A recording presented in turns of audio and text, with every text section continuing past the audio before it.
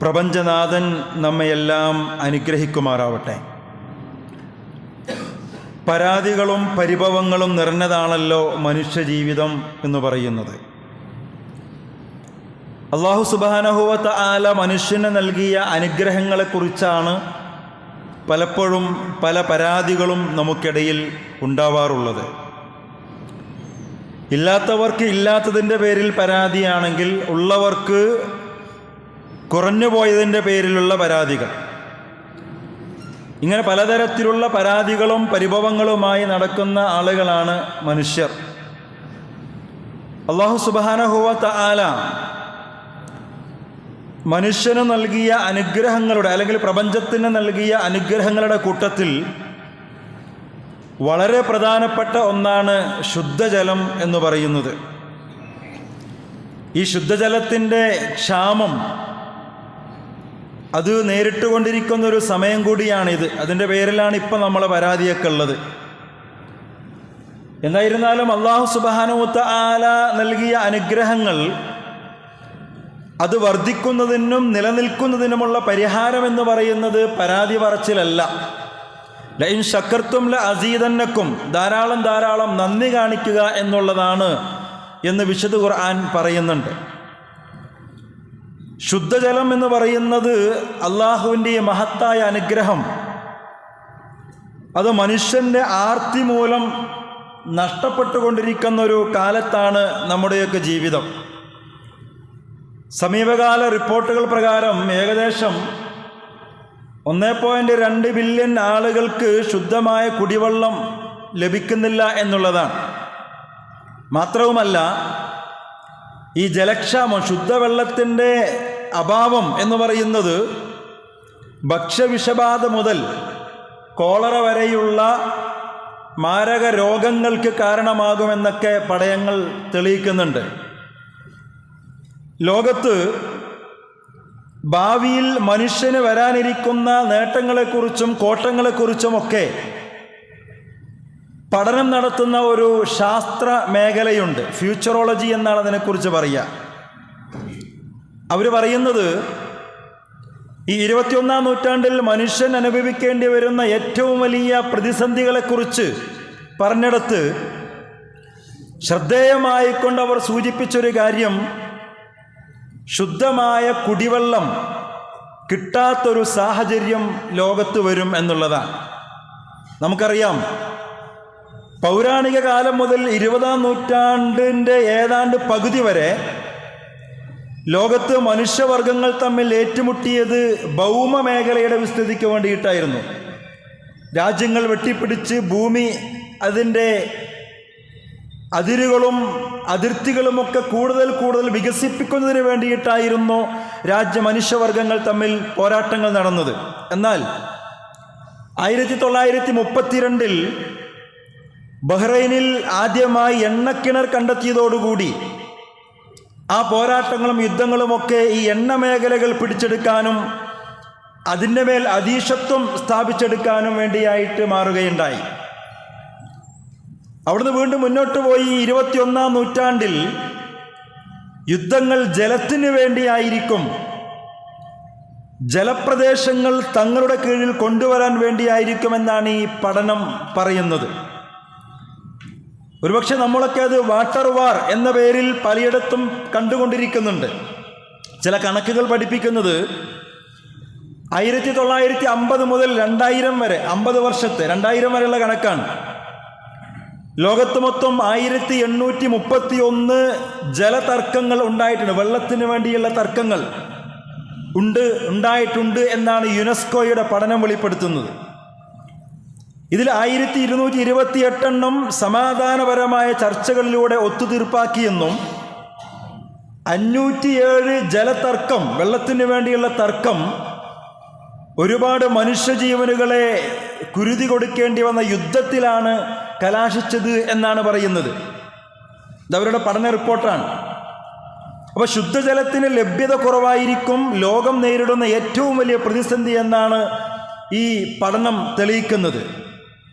സാധാരണഗതിയിൽ മഴവെള്ളത്തിലൂടെ ഭൂമിക്കടിയിൽ സംഭരിക്കപ്പെടുന്ന ഭൂഗർഭജലം ഓരോ വർഷം കഴിയുന്തോറും അത് വളരെ ഗണ്യമായി കുറഞ്ഞുകൊണ്ടിരിക്കുന്നു എന്നാണ് പഠനങ്ങൾ തെളിയിക്കുന്നത്.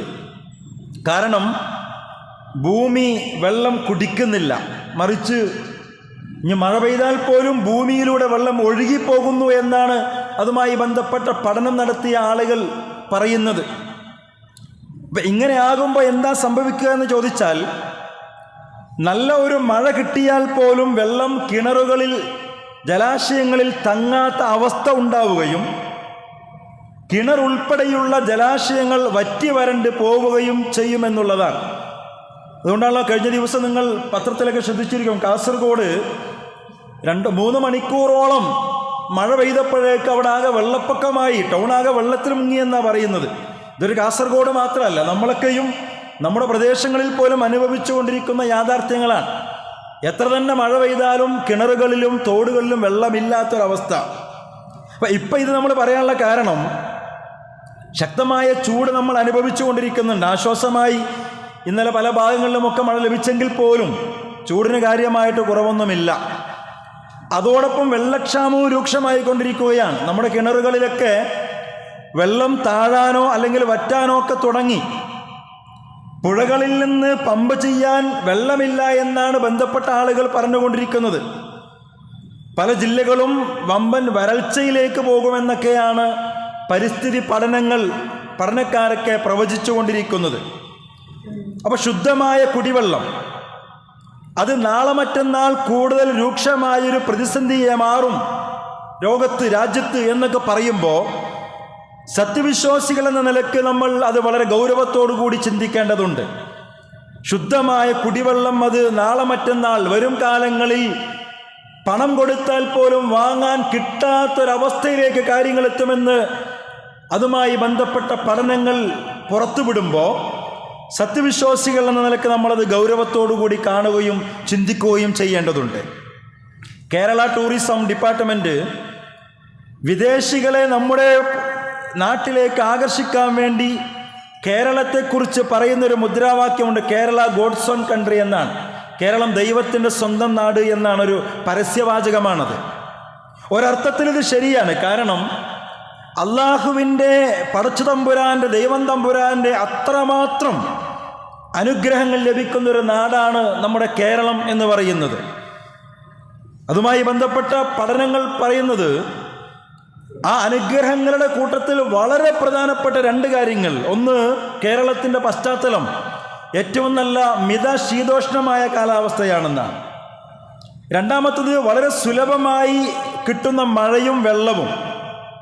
44 പുഴകളും ഓരോ ഗ്രാമത്തിലും 100 കണക്കിന് കുളങ്ങളും കിണറുകളും അരുവികളുമൊക്കെയുള്ള പ്രകൃതി സുന്ദരമായൊരു നാട്. ഇങ്ങനെയൊക്കെയുള്ള അല്ലെങ്കിൽ ഇങ്ങനെയൊക്കെ ഉണ്ടായിരുന്ന എന്ന് വേണമെങ്കിൽ പറയാം. ഇപ്പോഴത്തെ അവസ്ഥയിൽ അതാണ് നല്ലത്. ഇങ്ങനെയൊക്കെ ഉണ്ടായിരുന്ന ഒരു നാടാണിപ്പോൾ 40ഉം 42ഉം ഒക്കെ ഡിഗ്രി ചൂടിലെത്തി നിൽക്കുന്നത്, കിണറുകൾ വറ്റി വരണ്ടുകൊണ്ടിരിക്കുന്നത്. പ്രിയമുള്ള സഹോദരന്മാരെ, സഹോദരിമാരെ, എങ്ങനെയാണ് പടച്ചു തമ്പുരാൻ നമുക്ക് കനിഞ്ഞരുളിയ ഈ ജലസ്രോതസ്സുകൾ നമുക്ക് നഷ്ടപ്പെട്ടു പോകുന്നത്? എങ്ങനെയാണ് ശുദ്ധജലം നമുക്ക് നഷ്ടപ്പെടുന്നത്, ജലസ്രോതസ്സുകൾ ഇല്ലാതായിക്കൊണ്ടിരിക്കുന്നത്? നമ്മൾ ആലോചിക്കേണ്ടതാണ്. അല്ലാഹു സുബ്ഹാനഹു വ തആല വിശുദ്ധ ഖുർആനിൽ വെള്ളത്തെക്കുറിച്ച് കൊണ്ട് പറഞ്ഞ ഒരു പരാമർശമുണ്ട്. വഅൻസൽനാ മിനസ് സമാഇ മാഅൻ ബിഖദർ. ഞാൻ ഓതി വെച്ച ആയത്ത് അതാണ്. നിശ്ചിത അളവിൽ നാം ആകാശത്ത് നിന്ന് വെള്ളമിറക്കി എന്നാണ് ആ ആയത്തിൻ്റെ അർത്ഥം. വിശുദ്ധ ഖുർആൻ വ്യാഖ്യാനിക്കുന്ന ഖുർആൻ വ്യാഖ്യാതാക്കൾ, മുഫസ്സിരീങ്ങൾ ഒരുപാട് വിശദീകരിച്ച ഒരു ഭാഗമാണ് ഈ ആയത്തിലെ ഖദർ എന്ന് പറയുന്ന ഭാഗം. അഥവാ നിശ്ചിത അളവിലാണ് നാം ആകാശത്ത് നിന്ന് വെള്ളം നിങ്ങൾക്ക് ഇറക്കി തന്നിരിക്കുന്നത് എന്നതിലെ ആ അളവ് എന്ന് പറയുന്ന അറബി പദം മുഫസ്സിരീങ്ങൾ വളരെ കൂടുതൽ വിശദീകരിച്ചൊരു പദമാണ്. ആകാശത്തു നിന്ന് മഴ വെറുതെ ഉണ്ടാകുന്നതാണ് എന്നും മഴ പെയ്യുന്നതിനൊരു കണക്കുമില്ല എന്ന് നമ്മൾ ആരും തെറ്റിദ്ധരിക്കേണ്ടതില്ല. നേരത്തെ പറഞ്ഞ ആയത്തിന് ശാസ്ത്രം വല്ലാത്ത പിമ്പലം നൽകുന്നുണ്ട്. ഈ ശാസ്ത്രം പറയുന്നുണ്ടല്ലോ, വെള്ളത്തിനൊരു വാട്ടർ സൈക്കിൾ ഉണ്ട്, ഒരു ജലചക്രം ഉണ്ട് എന്നൊക്കെ നമ്മളെ കുട്ടികളൊക്കെ സ്കൂളിൽ സയൻസിൽ പഠിക്കുന്നുണ്ടല്ലോ. ഭൂമിയിൽ വെള്ളമുണ്ടാകുന്നതിന് പ്രത്യേകമായൊരു രീതിയുണ്ട്, നമുക്കറിയാം. കടലിലെയും കരയിലെയുമൊക്കെ വെള്ളം സൂര്യൻ്റെ ചൂടേറ്റുകൊണ്ട് നീരാവിയായിട്ട് മുകളിലേക്ക് പോകുക. ഈ നീരാവി വളരെ തണുത്തുറഞ്ഞ ഒരു അന്തരീക്ഷത്തിൽ വെച്ച് മേഘമായിട്ട് മാറി അതിനെ കാറ്റുകൾ വഹിച്ചുകൊണ്ട് മഴയായും മഞ്ഞായും ഒക്കെ ഭൂമിയിലേക്ക് തന്നെ തിരിച്ചു തരികയും ചെയ്യുന്നൊരു പ്രക്രിയ. ഈ വെള്ളം വീണ്ടും നീരാവിയായി മാറുന്നു. ഇങ്ങനെ കൃത്യമായി കറങ്ങിക്കൊണ്ടിരിക്കുന്ന ഒരു ജലചക്രം ഉണ്ട് എന്ന് അതുമായി ബന്ധപ്പെട്ടുകൊണ്ട് സയൻസ് മുന്നോട്ട് വയ്ക്കുന്നുണ്ട്. യഥാർത്ഥത്തിൽ ഇപ്പോൾ ശാസ്ത്രമൊക്കെ നമ്മോട് പറഞ്ഞുകൊണ്ടിരിക്കുന്ന ഈ ജലചക്രത്തെക്കുറിച്ച് വളരെ കൃത്യമായി വിശുദ്ധ ഖുർആൻ അത് വരച്ചു കാണിക്കുന്നുണ്ട്, വിശദീകരിക്കുന്നുണ്ട്. അതുകൊണ്ടാണ് വിശുദ്ധ ഖുർആൻ പറഞ്ഞത് വഅൻസൽനാ മിനസ് സമാഇ മാഅൻ ബിഖദർ ഫഅസ്കന്നാഹു ഫിൽ അർദ് വഇന്നാ അലാ ദഹാബിൻ ബിഹി ലഖാദിറൂൻ. കൃത്യമായ ഒരു അളവിൻ്റെ അടിസ്ഥാനത്തിലാണ് ഞാൻ നിങ്ങൾക്ക് ആകാശലോകത്ത് നിന്ന് വെള്ളം നൽകിക്കൊണ്ടിരിക്കുന്നത് എന്ന്. അതുകൊണ്ടാണ് വിശുദ്ധ ഖുർആൻ ഒരു സ്ഥലത്ത് സൂചിപ്പിച്ചത് ഇത്തരം ചില ദൃഷ്ടാന്തങ്ങൾ മുമ്പിൽ വെച്ചുകൊണ്ട് ഇന്ന ഫീ ഖൽഖിസ് സമാവാതി വൽ അർദ് വഖ്തിലാഫിൽ ലൈലി വൻ നഹാർ ലആയാതിൻ ലിഉലിൽ അൽബാബ്. ഇങ്ങനെയുള്ള പ്രപഞ്ചത്തിലെ പല പ്രതിഭാസങ്ങളും രാവും പകലും മാറി വരുന്നത്, മഴ വർഷിക്കുന്നത്, ഇതിലൊക്കെയും ചിന്തിക്കുന്ന ആളുകൾക്ക് ദൃഷ്ടാന്തങ്ങളുണ്ട് എന്നൊക്കെ ഖുർആൻ ഇടയ്ക്കിടയ്ക്ക് പറയുന്നത് ഇത്തരം ചില സത്യങ്ങളിലൂടെ പടച്ചറബിനെ കണ്ടെത്താൻ കഴിയും എന്നതുകൊണ്ടാണ് എന്നുകൂടി നമ്മൾ മനസ്സിലാക്കേണ്ടതുണ്ട്. അപ്പോൾ പ്രിയമുള്ളവരെ, നമ്മളൊന്ന് ആലോചിച്ച് നോക്കൂ. ഭൂമിയിൽ മലിനമായി കിടക്കുന്ന ജലം, ഉപ്പുരസമുള്ള ജലം, ഇതിനെ മനുഷ്യന് ഉപകാരപ്പെടുന്ന മഴയാക്കാനുള്ള പടച്ചറബിൻ്റെ ഒന്നാമത്തെ പ്രക്രിയ എന്ന് പറയുന്നത് അവയെ നീരാവിയാക്കുക എന്നുള്ളതാണ്. ഈ നീരാവിയായി മാറുന്നതോടുകൂടി ഉപ്പുരസം മാറുകയും അഴുക്കുകളൊക്കെ മാറ്റപ്പെടുകയും ചെയ്യുമെന്നാണ്. അപ്പോൾ വെള്ളം നീരാവിയാവുക എന്നത്, നീരാവിയാക്കുക എന്ന് പറയുന്നത് 97% വരുന്ന ഈ ഉപ്പുരസമുള്ള വെള്ളത്തെ ശുദ്ധീകരിക്കാനുള്ള പടച്ചറബിൻ്റെ ഒന്നാമത്തെ ശുദ്ധീകരണ പ്രക്രിയയാണ്, ഒന്നാമത്തെ സ്റ്റെപ്പാണ്. നമ്മൾ ആലോചിക്കണം, നമ്മൾ ആ പടച്ചറബിൻ്റെ ഓരോ നമുക്കിപ്പോൾ ഇങ്ങനെ യഥേഷ്ടം വെള്ളം കിട്ടിക്കൊണ്ടിരിക്കുന്ന സമയത്ത് നമുക്കതിനൊരു വിലയില്ല. ഇതൊക്കെ ചിന്തിക്കുമ്പോഴാണ് ഇതിൻ്റെ പിന്നിലുള്ള പടച്ചറബിൻ്റെ ചില കൃത്യമായ പ്ലാനിങ് നമുക്ക് മനസ്സിലാക്കാൻ കഴിയുക. ഇനി നോക്കൂ നിങ്ങൾ, ഈ നീരാവി എങ്ങോട്ടാണ് പോകുന്നത്? താഴേക്കല്ലാതെ മുകളിലേക്കാണ്. ഏതുവരെ? ഒരുപക്ഷെ നമ്മൾ കരുതും ആകാശത്തിൽ അത് അങ്ങനെ ഉയർന്നു പോകുമെന്ന്. അങ്ങനെയല്ല. അല്ലാഹു സുബ്ഹാനഹു വ തആല ഒരു പ്രത്യേകമായ സിസ്റ്റത്തിലൂടെ ഈ നീരാവി അന്തരീക്ഷത്തിൽ ഒരു പ്രത്യേക തലത്തിലെത്തുമ്പോൾ അതിനങ്ങനെ തടഞ്ഞു നിർത്തുമെന്നാൽ നമ്മൾ പലപ്പോഴും വിചാരിച്ചിരിക്കുന്നത് ഒരാൾ ഭൂമിയിൽ നിന്ന് ഉയരുന്തോറും ചൂട് കൂടുന്നാണ്. അങ്ങനെയല്ലല്ലോ. അങ്ങനെയാണെങ്കിൽ ഭൂമിയിൽ ഏറ്റവും ഉയർന്ന മലപ്രദേശത്തൊക്കെ നമ്മൾ കയറി നിന്നാൽ അവിടെ ചൂട് കൂടുതലാണ് വേണ്ടത്. അങ്ങനെയല്ല ഉണ്ടാകാറുള്ളത്. നമ്മുടെ അനുഭവം അങ്ങനെയല്ല, തണുപ്പാണ് ഉണ്ടാവുക. അഥവാ അള്ളാഹു നിശ്ചയിച്ചിരിക്കുന്നത് ഭൂമിയുടെ ഉപരിതലത്തിൽ നിന്ന് 8 മൈൽ ദൂരത്തേക്ക് ചൂടല്ല, തണുപ്പുണ്ടാകണമെന്നുള്ളതാണ്. അതുകൊണ്ട് തന്നെ ഈ മുകളിലേക്ക് ഉയരുന്ന നീരാവി തണുപ്പുള്ള പ്രതലത്തിലെത്തുമ്പോൾ അവിടെ കെട്ടി നിൽക്കും. എന്നിട്ടോ ഇത് ഖുർആൻ വിശദീകരിക്കുന്ന വർത്തമാനങ്ങളാണ്, ഇതൊക്കെ അത്ഭുതപ്പെട്ടു പോകും. അങ്ങനെ അവിടെ എത്തുമ്പോൾ, അവിടെ ഒരു തണുപ്പുള്ള പ്രതലത്തിലെത്തുമ്പോൾ കെട്ടി നിൽക്കുന്ന നീരാവി ഉണ്ടല്ലോ, അവിടെ നിന്ന് മനുഷ്യന് ഗുണകരമാകുന്ന ചില ലവണങ്ങളുമായി ചേർന്ന് ആ നീരാവി മേഘമായിട്ട് മാറും. അത് അവിടെ നിന്ന് അങ്ങോട്ട് വീണ്ടും മുകളിലേക്ക് പോയാൽ തണുപ്പ് കൂടും. പക്ഷേ അവിടേക്ക് ഈ മേഘം പോകാതിരിക്കാൻ പടച്ചോൻ അവിടെയും ചില സിസ്റ്റങ്ങളൊക്കെ ചെയ്തു വെച്ചിട്ടുണ്ട്. കാറ്റിനയച്ചുകൊണ്ട് അതിൻ്റെ വേഗത കമ്മിയാക്കിയല്ല അതിനവിടെ തടഞ്ഞു നിർത്തുമെന്നാണ് പറയുന്നത്, മുകളിലേക്ക് പോകാതെ. അല്ല പറയുന്നത് ഇതാണ് ഒന്നാമത്തെ ഘട്ടം എന്ന് പറയുന്നത്. നിങ്ങളൊന്ന് ആലോചിച്ച് നോക്കൂ. ആ കാറ്റ് ആ മേഘത്തെ തടഞ്ഞു നിർത്താതെ അത് വീണ്ടും അങ്ങനെ മുകളിലേക്ക് പോയി കഴിഞ്ഞാൽ അത് വലിയ ഐസ് കട്ടകളും ഐസ് മലകളുമായി മാറും എന്നാണ് ശാസ്ത്രം തന്നെ പറയുന്നത്. പക്ഷേ അങ്ങനെ മുകളിലേക്ക് കയറ്റിവിടാതെ ഒരു കാറ്റിനെ വിട്ടുകൊണ്ട് അല്ലാഹ് അതിനെ തടഞ്ഞു നിർത്തുന്നു. ഇത് ഖുർആൻ പറയുന്ന വർത്തമാനം. സൂറ ആറാഫിൽ 57-ാമത്തെ വചനം, വഹുവല്ലദീ യുർസിലു റിയാഹ ബുശ്റൻ ബൈന യദൈ റഹ്മത്തി. അതങ്ങനെ വിശദീകരിക്കാൻ ഇപ്പം ഞാൻ പറഞ്ഞു വന്ന ഈ വർത്താനം ഉണ്ടല്ലോ, അത് കൃത്യമായിട്ട് അല്ലാഹ് അങ്ങനെ വിശുദ്ധ ഖുർആനിലൂടെ അതങ്ങനെ ആ ഒരു പ്രക്രിയയെക്കുറിച്ച് കൊണ്ട് വിശദീകരിക്കുകയാണ്. മേഘത്തെ കാറ്റ് ഉൾക്കൊണ്ട് കഴിഞ്ഞാൽ പിന്നെ എന്താ സംഭവിക്കുക? ഈ കാറ്റാണ് എവിടെയാണോ മഴ ആവശ്യമുള്ളത് അവിടെ കൊണ്ടുപോയി കൃത്യമായ അളവിൽ അതങ്ങനെ കൊടുത്തുകൊണ്ടിരിക്കുന്നത് എന്നാണ്. ഇങ്ങനെ പെയ്യുന്ന വെള്ളത്തെ അള്ളാഹു സംരക്ഷിക്കുന്നു എന്ന്, അതിന് താമസിക്കാനുള്ള ഇടം നൽകുന്നു, ഭൂമിയെ കൊണ്ട് കുടിപ്പിക്കുന്നു എന്നാണ് പറയുന്നത്. അതാണ് ഞാൻ ഓതി വെച്ച ആയത്തിൽ പറയുന്നത്, വഅൻസൽനാ മിനസ് സമാഇ മാഅൻ ബിഖദർ, ഒരു കൃത്യമായ അളവോടുകൂടി നിങ്ങൾക്ക് നാം മഴ വർഷിപ്പിച്ചു തരുന്നു. ഫഅസ്കന്നാഹു ഫിൽ അർദ്, നാം അതിനെ ഭൂമിയെ കൊണ്ട് കുടിപ്പിക്കുകയും ചെയ്യുന്നു. അത് പ്രത്യേകം മനസ്സിലാക്കേണ്ടതാണ്. ഭൂമിയെ കൊണ്ട് നാം അതിനെ കുടിപ്പിക്കുന്നു എന്നാണ്. ഇങ്ങനെ ഭൂമിയിൽ വീഴുന്ന വെള്ളം ആദ്യം തന്നെ ഒലിച്ചു പോവുകയല്ല ചെയ്യുക. നമുക്കറിയാലോ, ഇതൊക്കെ അള്ളാഹിന്റെ ചില തീരുമാനങ്ങളാണ്. ഇങ്ങനെയുള്ളൊരു പ്രോസസ്സിങ്ങിലൂടെ ആകാശ ലോകത്ത് നിന്ന് ഭൂമി ലോകത്തേക്ക് വർഷിക്കുന്ന മഴ അതങ്ങനെ തന്നെ കുത്തിയൊലിച്ച് പോവുകയല്ല ചെയ്യേണ്ടത്. വിശുദ്ധ ഖുർആൻ പറയുന്നത് അതിൻ്റെ ഒന്നാമത്തെ പ്രക്രിയ എന്ന് പറയുന്നത് ഭൂമി കുടിക്കുക എന്നുള്ളതാണ്. ഭൂമി കുടിക്കണം എന്നുള്ളതാണ്. അങ്ങനെ നല്ലൊരളവ് വെള്ളം ആകാശലോകത്തും കൂടെ മഴയായിട്ട് വർഷിച്ച് നല്ലൊരളവിൽ അതങ്ങനെ ഭൂമി കുടിച്ച്, സസ്യങ്ങൾ കുടിച്ച്, വൃക്ഷങ്ങളൊക്കെ കുടിച്ച്, അങ്ങനെ ഇതെല്ലാം കഴിഞ്ഞ് ഭൂമി കുടിച്ച് മതിയായതിന് ശേഷമുള്ള വെള്ളമാണ് ചെറിയ ഉറവകളിലൂടെ തോടുകളിലെത്തി, പുഴകളിലെത്തി, വീണ്ടും സമുദ്രത്തിലേക്കെത്തി, വീണ്ടും അത് നീരാവിയായിട്ട് മുകളിലേക്ക് പോകുന്നത് എന്നാണ്. ഇതാണ് വാട്ടർ സൈക്കിൾ. ഇത് ശാസ്ത്രം പറയണതല്ല, ശാസ്ത്രം പറയുന്നുണ്ട്, ഇത് ഖുർആനിൻ്റെ വർത്തമാനമാണ്. ഇങ്ങനെയൊക്കെ വിശദീകരിച്ച അള്ളാഹ് പറയണത് അതാണ് നമ്മുടെ വിഷയം. അപ്പം ഇങ്ങനെയൊക്കെ പറഞ്ഞിട്ട് ഇങ്ങനൊരു ജലചക്രത്തെക്കുറിച്ചും അതിങ്ങോട്ട് വരുമ്പോൾ അവസ്ഥയെക്കുറിച്ചും ഇവിടെ വരുമ്പോൾ എന്താ സംഭവിക്കേണ്ടത് എന്നതിനെക്കുറിച്ചൊക്കെ പറഞ്ഞിട്ട് എന്താ അള്ളാഹ് പറയണമെന്നറിയോ? ഇത്ര സൂക്ഷ്മമായി നിങ്ങൾക്ക് തരുന്ന ജലം അത് നിങ്ങളുടെ ജീവൻ്റെ ജലമാണ്. സംശയമില്ലല്ലോ. നമുക്കറിയാം, ഭൂമിയിൽ 2/3 പ്രദേശവും വെള്ളമാണ്. ഈ വെള്ളത്തിൽ തന്നെ 97% ഉപ്പുരസമുള്ള വെള്ളം എന്നാണ്, കുടിക്കാൻ പറ്റാത്തതാണ്. മനുഷ്യന് കുടിക്കാൻ പറ്റുന്ന വെള്ളം വെറും 3% മാത്രമേ ഉള്ളൂ. ഇതിൽ തന്നെ 2% വെള്ളം മഞ്ഞുമലകളിലും മറ്റുമാണെന്നാണ് പറയപ്പെടുന്നത്. ബാക്കി 1% നമുക്ക് ശുദ്ധജലമായിട്ട് കുടിക്കാൻ കിട്ടുന്നത്. അപ്പോൾ നേരത്തെ പറഞ്ഞ ഈ പ്രക്രിയകളെല്ലാം കഴിഞ്ഞിട്ട് വീണ്ടും ഭൂമിയിലേക്ക് മഴ വർഷിച്ച് അതിൽ നിന്ന് തന്നെ മനുഷ്യന് കുടിക്കാൻ കിട്ടുന്നത് 3%. അതിൽ 2% മഞ്ഞുമലകളിലും മറ്റൊക്കെ ആയി കിടക്കുന്നു. 1% കിട്ടുന്നത് എന്നാണ് പറയുന്നത്. അപ്പോൾ ഭൂമിയിലെ മുഴുവൻ ജീവജാലങ്ങൾക്കും ജീവിക്കാൻ ആവശ്യമായ ശുദ്ധജലം ഈ 1% കിട്ടും. എത്ര? ഈ 1% കിട്ടും. ഇത് അള്ളാഹ് പറയുന്നതാ. ഈ 1% പ്രപഞ്ചത്തിലെ മുഴുവൻ വസ്തുക്കൾക്കും കുടിക്കാൻ ആവശ്യമായ ശുദ്ധജലം കിട്ടും. പക്ഷെ അള്ളാഹ് എന്താ പറയണമെന്നറിയോ? ആ 1% സംരക്ഷിക്കാൻ ശ്രദ്ധിക്കണം. ആ 1% ശുദ്ധജലത്തെ സംരക്ഷിക്കാൻ ഞാൻ ഉണ്ടാക്കി വെച്ച സംവിധാനങ്ങളെ, സിസ്റ്റത്തെ നിങ്ങൾ താറുമാറാക്കാൻ പാടില്ല. അതിനെ നിങ്ങൾ മറികടക്കാൻ പാടില്ല.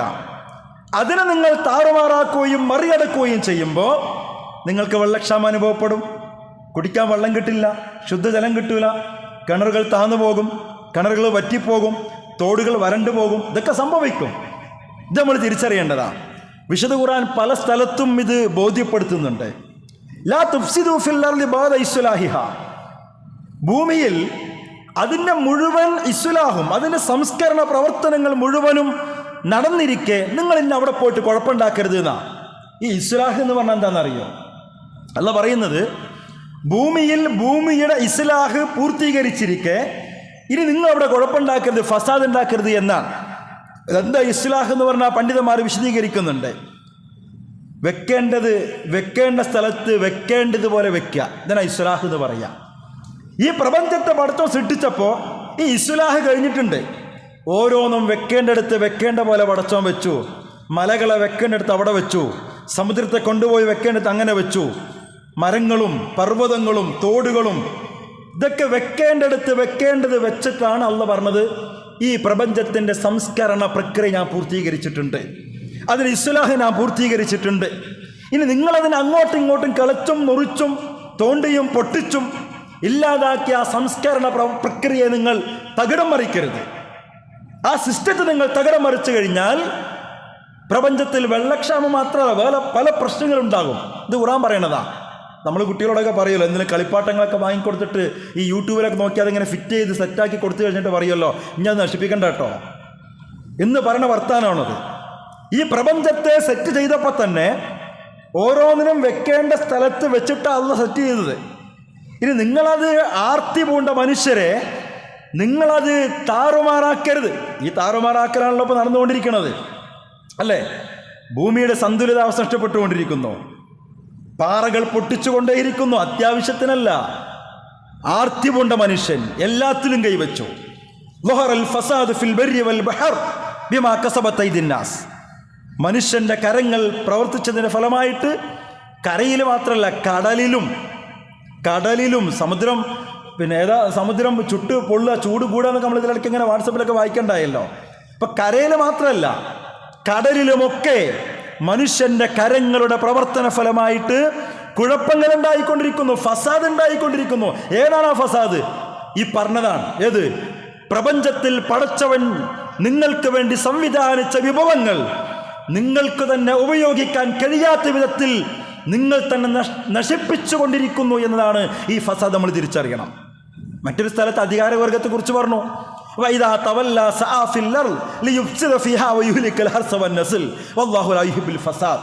ഒരു വിഭാഗത്തിന് അധികാരം കിട്ടിക്കഴിഞ്ഞാൽ അവര് ഭൂമിയിൽ ഫസാദ് ഉണ്ടാക്കും. അവര് പിന്നെ വെള്ളത്തിന്റെ സ്രോതസ്സുകൾ നശിപ്പിക്കും, കൃഷിയിടങ്ങൾ അവർ നശിപ്പിക്കും.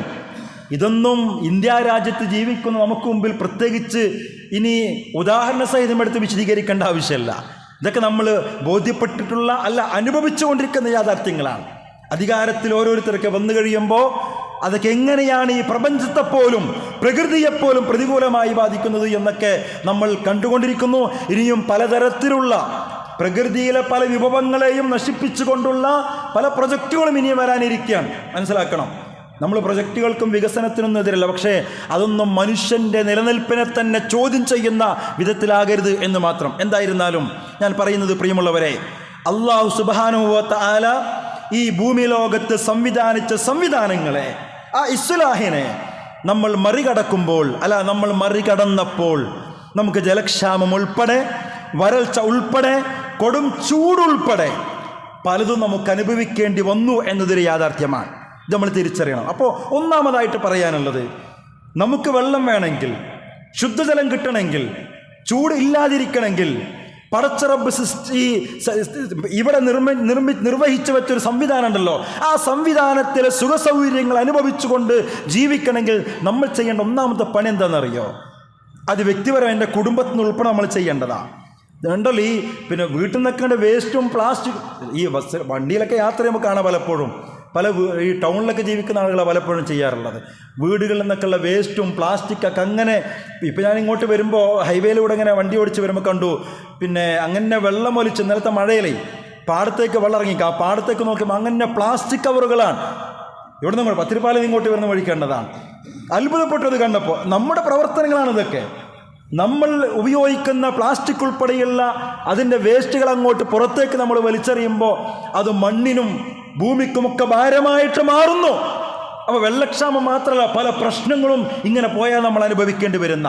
അപ്പോൾ ഒന്നാമത് നമ്മൾ ശ്രദ്ധിക്കേണ്ടത്, അല്ലാഹ് ഈ തയ്യാറാക്കിയ ഇസ്ലാഹ് ഉണ്ടല്ലോ, പടച്ചോൻ നിർവഹിച്ച ഈ സംസ്കരണ പ്രവർത്തനം എന്നൊക്കെ പറഞ്ഞല്ലോ, അതിനപ്പുറത്തേക്ക് നമ്മൾ കൈ കടത്താതിരിക്കുക, നമ്മുടേതായ കൈകൾ കടത്തിക്കൊണ്ട് അതിനെ നശിപ്പിക്കാതിരിക്കുക.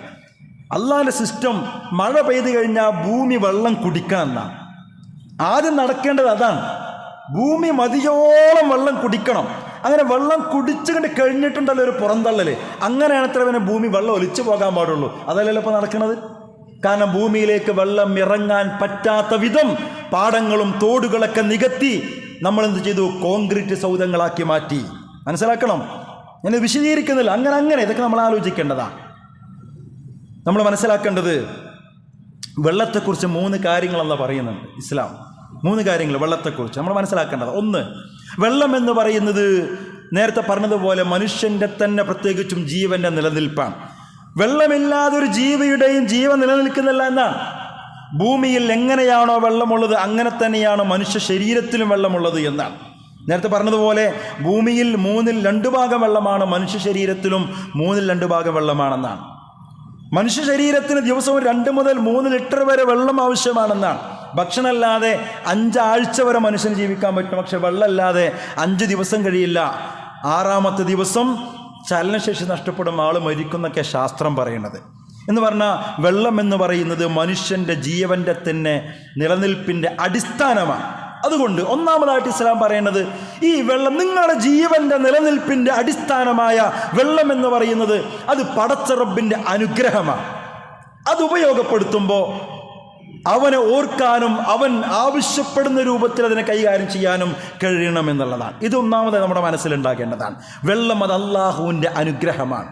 ആ അർത്ഥത്തിൽ ഇതിനെ കാണാനും ഉപയോഗപ്പെടുത്താനും നമുക്ക് കഴിയണം.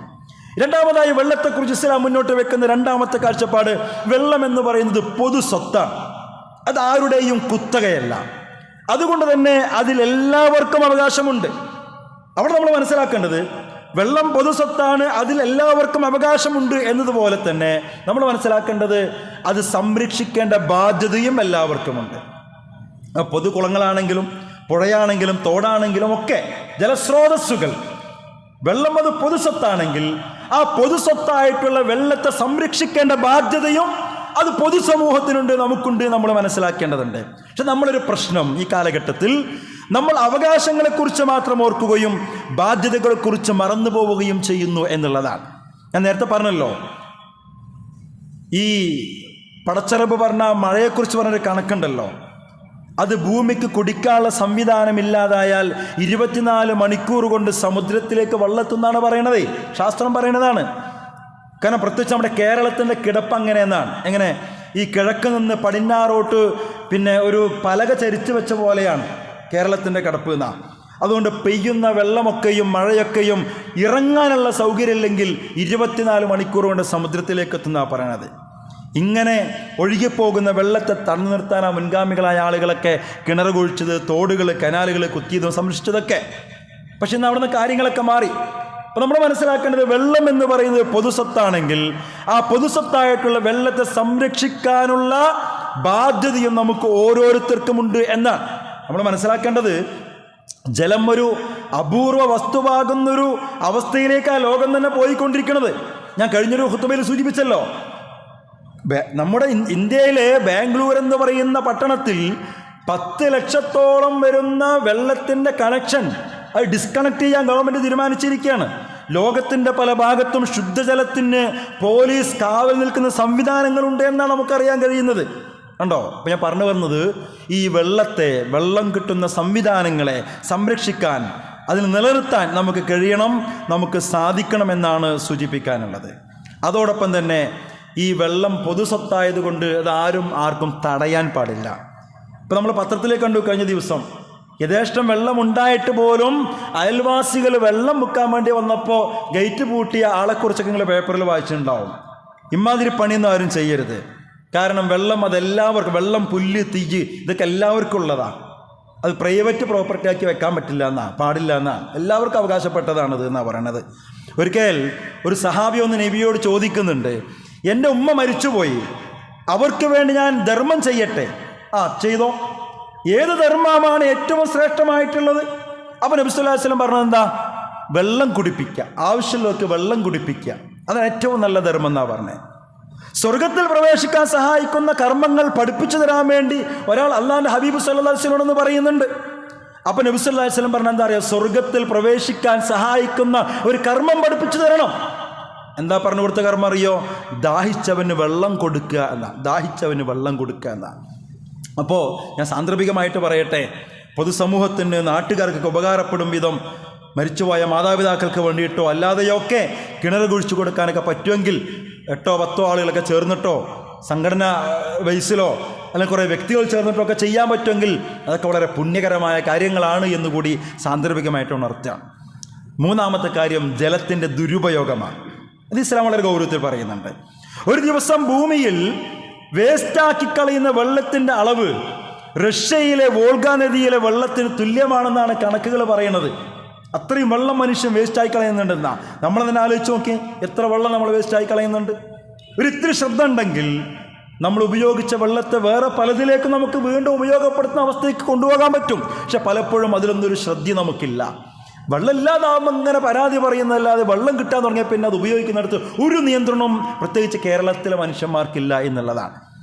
ഞാൻ നേരത്തെ പറഞ്ഞതുപോലെ ഒരു ചിലവുമില്ലാതെ വെറുതെ കിട്ടുന്നതുകൊണ്ട് നമുക്ക് അത് ദൂർത്ത് കടന്നു വരുന്നത്. പ്രിയമുള്ളവരെ, നിങ്ങൾ ആലോചിച്ച് നോക്കിയേ, ഒരു ദിവസം 1 ലിറ്റർ വെള്ളത്തിന് 10 രൂപ വെച്ചിട്ട് നിങ്ങൾ കണക്കൂട്ടി നോക്കിയേ. ദിവസം 500 ലിറ്റർ വെള്ളം നമ്മൾ വാങ്ങുന്നുണ്ടെന്ന് വിചാരിക്കുക. ഇപ്പം 500 ലിറ്റർ വെള്ളത്തിന് നമ്മൾക്ക് അത്ര പൈസ ഒന്നും കൊടുക്കണ്ട. ജലനിധിൻ്റെയും മറ്റുമൊക്കെ പിന്നെ വെള്ളത്തിൻ്റെ ബില്ല് നമ്മൾ മാസം കൊടുക്കുമ്പോൾ അത്രയൊന്നും കൊടുക്കേണ്ടി വരുന്നില്ല. അതുകൊണ്ട് നമ്മൾ സമാധാനിക്കേണ്ട. ഈ പോക്കിലാണ് കാര്യം മുന്നോട്ട് പോകണമെങ്കിൽ ഇതിനേക്കാളൊക്കെ ഏറെ സമ്പത്ത് നമ്മൾ വെള്ളത്തിന് വേണ്ടി മാറ്റിവെക്കേണ്ട ഒരു ഗതികേട് വരും. നോക്കിക്കോളി നിങ്ങൾ. അപ്പോൾ ഒരു ദിവസം നമ്മൾ 1 ലിറ്ററിന് 10 രൂപ വെച്ച് 500 ലിറ്റർ വെള്ളം നമ്മളൊരു ദിവസം വാങ്ങുകയാണ്. മാസം 5000 രൂപ. നിങ്ങൾ ആലോചിച്ച് നോക്കിയേ, ഒരു ദിവസം 5000 രൂപ. ഒരു മാസം നമുക്ക് എത്ര പണം നമുക്ക് ചെലവഴിക്കേണ്ടി വരും? നിങ്ങൾ ആലോചിച്ച് നോക്കൂ. വളരെ ഭീമമായൊരു അല്ലേ, 1.5 ലക്ഷം രൂപ വെള്ളത്തിന് വേണ്ടി ഒരു മാസം നമ്മൾ മാറ്റിവെക്കേണ്ടി വരും. ഇതൊന്നും വിദൂരത്തല്ല, ഇത്തരം അവസ്ഥകളൊന്നും വരാതിരിക്കില്ല ഇതൊന്നും ഒരു പക്ഷേ. അപ്പോൾ നമ്മൾ അനുഭവിക്കുന്ന അനുഗ്രഹത്തിന് വില എത്രങ്ങളെന്ന് ആലോചിച്ച് നോക്കിയേ. ഇത്ര ഭീമമായ വില വെള്ളത്തിന് നൽകേണ്ടുന്നൊരു കാലം വരികയാണെങ്കിൽ അപ്പം നമുക്കറിയും ഇപ്പം നമ്മൾ അനുഭവിക്കുന്ന ഈ പടച്ചിറപ്പിൻ്റെ അനുഗ്രഹത്തിൻ്റെ വില എന്താണെന്നുള്ളത്. ഞാൻ പറഞ്ഞു വന്നത് ദൂർത്ത് ഇസ്ലാം അനുവദിക്കുന്നില്ല. ഇതിങ്ങനെ വെറുതെ കിട്ടുന്നു എന്നതുകൊണ്ട് അങ്ങനെ തുറന്നു വിടുക. ഈ ഒരു കൾച്ചറൊക്കെ ചില ശീലങ്ങൾ നമ്മൾ മാറ്റണം പ്രിയമുള്ളവരെ. ഇല്ലെങ്കിലൊന്നും ഇനി ഈ പുതിയ കാലത്ത് പിടിച്ചു നിൽക്കാനും ജീവിക്കാനും നമുക്ക് പറ്റൂല. അത് കുട്ടികളൊക്കെ അത് ബോധ്യപ്പെടുത്തണം. ദൂർത്ത് ഒരു രംഗത്തും ഇസ്ലാം അനുവദിക്കുന്നില്ല. വെള്ളത്തിൻ്റെ കാര്യത്തിൽ അങ്ങനെ തന്നെയാണ്. സഅദ് റളിയല്ലാഹുവിന് വുളു എടുക്കുമ്പോൾ നബി പറഞ്ഞു സാദേ ദൂർത്ത് പാടൂലാന്ന്. അപ്പം നബിയോട് ചോദിക്കുകയാണ്, റസൂലേ വെള്ളത്തിലും ദൂർത്തുണ്ടോ, വുളുവിലും ദൂർത്തുണ്ടോ? നബി പറഞ്ഞു ഉണ്ട്, ഒഴുകുന്ന പുഴയിലാണെങ്കിലും. ഇത് വല്ലാത്തൊരു വർത്താനമാണത്. അങ്ങനെ കുത്തിയൊലിച്ച് ഒഴുകിക്കൊണ്ടിരിക്കുന്ന പുഴയുടെ നടുക്കിൽ നിന്ന് നിങ്ങൾ വുളു എടുക്കുക. അങ്ങനെ വുളു എടുക്കുകയാണെങ്കിൽ പോലും ഇങ്ങോട്ട് വാരിക്കോരി നിങ്ങൾ എടുക്കണ്ടെന്നാണ് പറയണത്. നിങ്ങൾക്ക് മുഖം കഴുകാൻ എത്ര വെള്ളം വേണം അതവിടെ നിന്ന് എടുത്താൽ മതി. നോക്കൂ, നിങ്ങൾ ഇസ്ലാമിൻ്റെ ഒരു കൺസെപ്റ്റ് നിങ്ങൾ ആലോചിച്ച് നോക്കിയ ഒരു കാഴ്ചപ്പാട്. ഒഴുകുന്ന പുഴയുടെ നടുക്കിൽ നിന്ന് വുളു എടുക്കുകയാണെങ്കിലും നിങ്ങൾക്ക് നിങ്ങളുടെ കുഞ്ഞു മുഖം കഴുകാൻ എത്ര വെള്ളം വേണം അത് നിങ്ങൾ കോരിയെടുത്താൽ മതി. ഇതാണ് ഇസ്ലാമിൻ്റെ കാഴ്ചപ്പാട്. ഇപ്പം വെള്ളത്തിൻ്റെ കാര്യത്തിലുമൊക്കെ ദൂർത്തുണ്ട് സാദേ എന്ന് അള്ളാഹുവിൻ്റെ ഹബീബ് സല്ലല്ലാഹു അലൈഹി വസല്ലം ബോധ്യപ്പെടുത്തി കൊടുക്കുക. അപ്പം ഞാൻ പറഞ്ഞത്, വെള്ളം ഉപയോഗിക്കുന്നിടത്ത് അവിടെയൊക്കെ നമുക്ക് നിയന്ത്രണങ്ങൾ സ്വയം ഉണ്ടാക്കിയെടുക്കാൻ കഴിയണം. കാലത്തിനനുസരിച്ച് നമ്മുടെ ജീവിത ശൈലിയിൽ മാറ്റങ്ങൾ വന്നു. വെള്ളം ഉപയോഗിക്കുന്ന വിഷയത്തിൽ അങ്ങനെ തന്നെ. നിങ്ങൾ ആലോചിച്ച് നോക്കിയാൽ മുമ്പൊക്കെ നമ്മൾ നമ്മുടെയൊക്കെ ചെറുപ്പകാലത്തെ ഈ കിണറിൽ നിന്നൊക്കെ വെള്ളം കോരി കുളിക്കുമ്പോൾ 1 ബക്കറ്റ് വെള്ളമൊക്കെ മതി അന്ന് കുളിക്കാൻ അല്ലേ. നമ്മൾ 1 ബക്കറ്റ് വെള്ളത്തിലേക്ക് കിണറിന്ന് 1-2 കിണർ ബക്കറ്റൊക്കെ ഉണ്ട് കോരി ഒഴിച്ച ആ 1 ബക്കറ്റ് വെള്ളം മതി നമുക്ക് കുളിക്കാൻ. അതേ നമുക്കിന്ന് ഷവറിന് താഴെ നിൽക്കുമ്പോൾ എത്ര വെള്ളം നമ്മൾ ഒഴുക്കി കളഞ്ഞുകൊണ്ടിരിക്കുന്നുണ്ട്. ചില ആളുകളൊക്കെ ധരിച്ചത് ഇങ്ങനെ ചെറ പറയാതെ വെള്ളം കോരി ഒഴിക്കുന്നതിൻ്റെ പേരാ കുളിയുന്ന. അങ്ങനെ ചിലരൊക്കെ മനസ്സിലാക്കി വെച്ചിരിക്കണത്. മുമ്പൊക്കെ വുളു കൊടുക്കുമ്പോൾ ഈ പഴയ ആളുകൾക്ക് അറിയാം, ചെറുപ്പകാലത്തൊക്കെ നമ്മളെ വീട്ടിൻ്റെയൊക്കെ മുമ്പിൽ ഇപ്പോഴുണ്ട് ചില വീട്ടിൽ കിണ്ടി എന്നൊരു സാധനം ഉണ്ടാവും അല്ലേ. അതിലൊരു കിണ്ടി വെള്ളം മതി നമുക്ക് വുളു കൊടുക്കാൻ.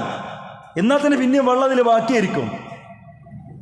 അങ്ങനെ ചെറിയൊരു സാധനത്തിൽ വെള്ളം നിറച്ച് വുളു കൊടുത്ത നമുക്ക് ഇന്ന് എത്ര വെള്ളം നമ്മൾ വുളു കൊടുക്കാൻ വേണ്ടിയിട്ട് നമ്മൾ ദൂർത്തടിച്ചുകൊണ്ടിരിക്കുന്നത്. ഇതൊക്കെ നമ്മൾ ശ്രദ്ധിക്കേണ്ടതാ. ഇപ്പം എല്ലാ കാര്യത്തിലും അങ്ങനെ തന്നെയാണ്. ഞാൻ പറയുന്നത് പ്രിയമുള്ളവരെ, ഈ വെള്ളം അതില്ലാതായപ്പോൾ നമ്മളതിൻ്റെ പല വില നമ്മൾ അനുഭവിച്ചു, വേദന അനുഭവിച്ചു പലപ്പോഴും.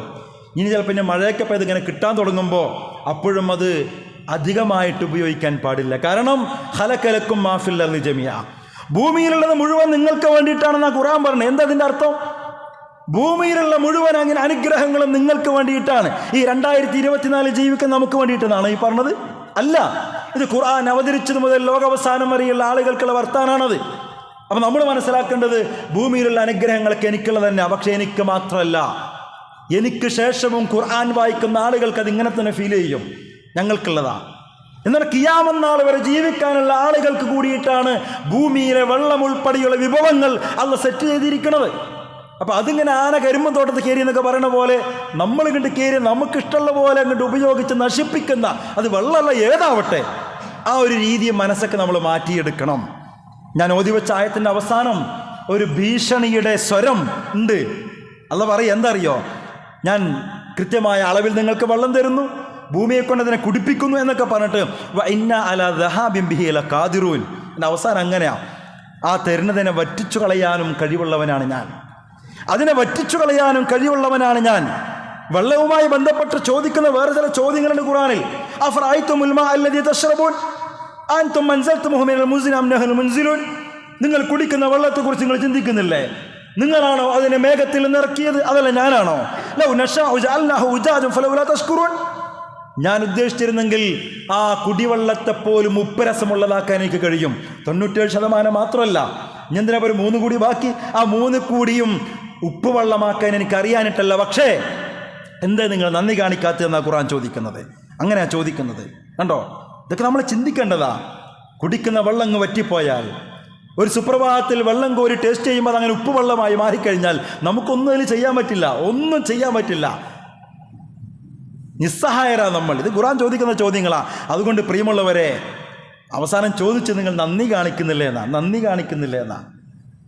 അപ്പം ഞാൻ പറഞ്ഞത് ഇതൊക്കെ മനസ്സിലാക്കി പടച്ച റബ്ബ് അവൻ നൽകുന്ന ഈ ശുദ്ധജലം എന്ന് പറയുന്ന ഈ അനുഗ്രഹത്തെ നശിപ്പിക്കാതെ, ദൂർത്തടിക്കാതെ, അത്യാവശ്യത്തിന് ഉപയോഗിച്ചതിനെ നിലനിർത്തി വരും തലമുറയ്ക്ക് കൂടി ബാക്കി വെക്കാൻ നമുക്ക് കഴിയണം. അതോടൊപ്പം വെള്ളം, മഴവെള്ളം, അത് ഭൂമിയിലേക്ക് ഇറങ്ങാത്ത വിധത്തിൽ എന്തെല്ലാം തടസ്സങ്ങൾ നമ്മൾ സൃഷ്ടിക്കുന്നുണ്ടോ അതിൽ നിന്നെല്ലാം പിന്മാറാൻ നമുക്ക് കഴിയണം. ഭൂമിയുടെ സംസ്കരണ നിർമ്മാണ പ്രക്രിയ പൂർത്തീകരിച്ചിരിക്കെ ഇനി നമ്മളായിട്ട് അതിൽ നാശമുണ്ടാക്കരുത്. അതിനെ സംരക്ഷിക്കാൻ നമുക്ക് കഴിയണം. പടച്ച റബ്ബ് നമ്മെ അനുഗ്രഹിക്കുമാറാവട്ടെ.